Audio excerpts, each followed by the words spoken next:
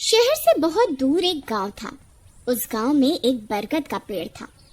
उस पेड़ पर एक झूला लटका हुआ था, लेकिन कोई भी गांव वाला उस झूले पर बैठने की हिम्मत नहीं करता था। एक दिन घसीटा और उसकी पत्नी निर्मला सो रहे होते हैं। तभी उन्हें खिड़की से किसी के रोने की आवाज आती है। इस वजह से घसीटा की नींद खुल जाती है। अरे ये कौन है? हे भगवान, लगता है ये आवाज उसी बरगद के पेड़ की तरफ से आ रही है। अरे निर्मला, जल्दी उठो, देखो ना, आज फिर से वही रोने की आवाज आ रही है। हे भगवान, ये रोने की आवाज तो उसी झूले की तरफ से आ रही है। तुम डरो नहीं, मैं अभी देखता हूँ। फिर घसीटा खिड़की की तरफ जाता है तो उसकी आंखें फटी की फटी रह जाती हैं। उसे झूले पर एक औरत दिखाई देती है। उसने सफेद रंग की साड़ी पहनी होती है और रो रही होती है। अरे निर्मला, जल्दी यहाँ आओ, देखो झूले पर कोई बैठा हुआ है। फिर निर्मला भी जल्दी से खिड़की की ओर जाती है और उस औरत को देखने लगती है। अजी, ये वही चुड़ैल तो नहीं जिसने इस झूले पर अपना कब्जा कर रखा है? तुम्हारा दिमाग खराब तो नहीं हो गया? वो सिर्फ एक औरत है। अजी, भला रात के 2 बजे कौन पेड़ के नीचे झूला झूलता है? अब तुम रुको, मैं अभी बाहर जाकर देखता हूँ। अरे रुको रुको, तुम्हारा दिमाग खराब तो नहीं हो गया जो खुद मौत के मुंह में मरने के लिए जाना चाहते हो? मैं आपको कहीं नहीं जाने दूंगी। तभी वह चुड़ैल अचानक से गायब हो जाती है। ये सब देखकर वे दोनों डर जाते हैं। अरे मर गए रे, ये तो गायब हो गई। मैंने आपसे कहा था ना जी, ये कोई आम औरत नहीं है। तुम सही कहती हो निर्मला, इस झूले में जरूर कोई गड़बड़ है, तभी कोई गांव वाला इसके आसपास जाने में भी डरता है। अजी, आज तक तो हमने इस झूले के बारे में सिर्फ अफवाहें ही सुनी थी। आज तो अपनी आंखों से देख लिया। मैं अब इस घर में और नहीं रहने वाली। फिर अगले दिन निर्मला का भाई अपनी पत्नी के साथ शहर से उसके घर आता है। अरे निर्मला बहन, तुम कहाँ हो? अरे भाई, तुम आज तुम्हें अपनी बहन की याद कैसे आ गई? बस ऐसे ही, बहुत दिन हो गए थे तो मैंने सोचा अपनी प्यारी बहन से मिल लूं आज। फिर वे लोग पूरा दिन हंसी मजाक करके बिता देते हैं। और फिर रात होने पर, बबलू भाई, तुम नीलू के साथ इस कमरे में सो जाओ, हम साथ वाले कमरे में सो जाते हैं। और हाँ, तुम्हें किसी चीज की जरूरत हो तो मुझे बता देना। फिर इतना बोलकर निर्मला अपने कमरे में सोने के लिए चली जाती है। फिर कुछ देर के बाद नीलू की नजर खिड़की के बाहर उस झूले पर पड़ती है। अजी, इधर आइए, वो देखिए, वो पेड़ के नीचे एक झूला लगा हुआ है। हमारे शहर में तो ऐसा कहीं देखने को नहीं मिलता। चलिए ना, मेरा बहुत मन है झूला झूलने का, चलिए ना। अरे रुको रुको, अभी तो रात हो गई है, सुबह होते ही झूल लेना, अभी सो जाओ। फिर इतना बोलकर बबलू सोने चला जाता है, लेकिन नीलू उसी झूले को देखती रहती है। अजी सुनिए ना, चलिए ना, मेरा बहुत मन है। लेकिन बबलू नीलू की बात को अनसुना कर देता है और सो जाता है। फिर नीलू सोचती है, अरे ये झूला तो एकदम घर के पीछे ही है, मैं खुद ही चली जाती हूँ। फिर इतना सोचकर नीलू घर से अकेले ही निकल पड़ती है और सीधा उस झूले के पास पहुंच जाती है। अरे वाह, जैसा मैंने सोचा था ये तो बिल्कुल वैसा ही निकला। आज तो मजा ही आ गया। फिर नीलू उस झूले पर बैठ जाती है और झूला झूलने लगती है और गाना गाने लगती है।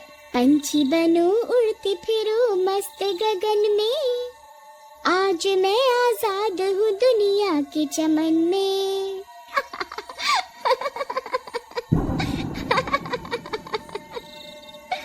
अरे वाह। फिर नीलू कुछ देर रात खुशी खुशी झूला झूलती रहती है। अरे वाह, आज तो मजा ही आ गया। चलो अब घर चलती हूँ, अगर इनकी नींद खुल गई तो ये बहुत नाराज हो जाएंगे। फिर जैसे ही नीलू उस झूले से उतरने लगती है तो उसे महसूस होता है कि किसी ने उसे पकड़ कर रखा है और वो झूले से नीचे नहीं उतर पा रही। वो बहुत डर जाती है। अरे अरे ये क्या, कौन है जिसने मुझे पकड़ कर रखा है? वो इधर उधर देखती है लेकिन उसे कोई दिखाई नहीं देता। अरे मर गई रे, मैं इस झूले से क्यों नहीं उतर पा रही? बचाओ बचाओ, कोई है? अजी सुनते हो, मेरी मदद करो। तभी नीलू की आवाज सुनकर बबलू की नींद खुल जाती है। निर्मला और घसीटा भी उठ जाते हैं और भागते हुए बबलू के पास आते हैं। अरे बबलू, ये तो नीलू की आवाज थी ना, वो कहाँ है? तभी घसीटा की नजर उस झूले पर पड़ती है। उसे नीलू उस पेड़ के नीचे पड़ी हुई दिखाई देती है। हे भगवान, ये क्या अनर्थ हो गया? नीलू उस झूले के पास कैसे चली गई? फिर वे तीनों भागते हुए उस झूले के पास जाते हैं। उन्हें नीलू वहाँ बेहोश पड़ी हुई मिलती है। हे भगवान, ये तुम्हें क्या हो गया नीलू? नीलू, तुम्हें यहाँ नहीं आना चाहिए था। हे भगवान, अब क्या होगा? फिर वे सब लोग वापस अपने घर आ जाते हैं और सुबह होने पर नीलू को होश आता है। नीलू, तुम ठीक तो हो ना? आज के बाद कभी उस झूले के पास नहीं जाना। उस झूले पर किसी चुड़ैल का साया है। ठीक है दीदी, मैं आज के बाद उस झूले के पास कभी नहीं जाऊंगी। फिर रात होने पर सब सो रहे होते हैं। तभी नीलू की नींद खुल जाती है।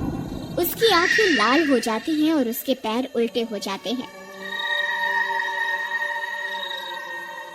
और वो घर से निकलकर झूले की तरफ चल देती है और झूला झूलने लगती है।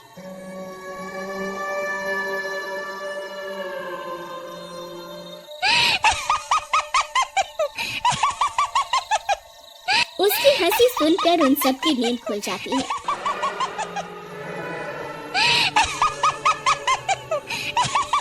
निर्मला और घसीटा भागते हुए बबलू के कमरे में आते हैं और नीलू को वहां ना पाकर परेशान हो जाते हैं। हे भगवान, अब ये नीलू कहाँ चली गई? फिर वे सब खिड़की से झांक कर देखते हैं तो उनकी आंखें फटी की फटी रह जाती हैं। नीलू झूला झूल रही होती है। अरे मर गए रे, ये नास मीठी तो फिर से झूला झूलने चली गई। अरे बेवकूफ बबलू, अपनी पत्नी को संभाल कर नहीं रख सकता क्या? देख तेरी पत्नी आधी रात को कैसे झूला झूल रही है। दीदी, मुझे माफ कर दो। मैंने इसे समझाया भी था कि उस झूले की तरफ कभी मत जाना। अरे जल्दी चलो, हमें अभी नीलू के पास जाना होगा, कहीं कोई अनर्थ ना हो जाए।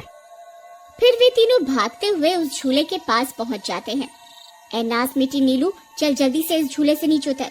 तुझे कल भी समझाया था ना, इस झूले की तरफ नहीं जाना। एक बार में समझ नहीं आता क्या?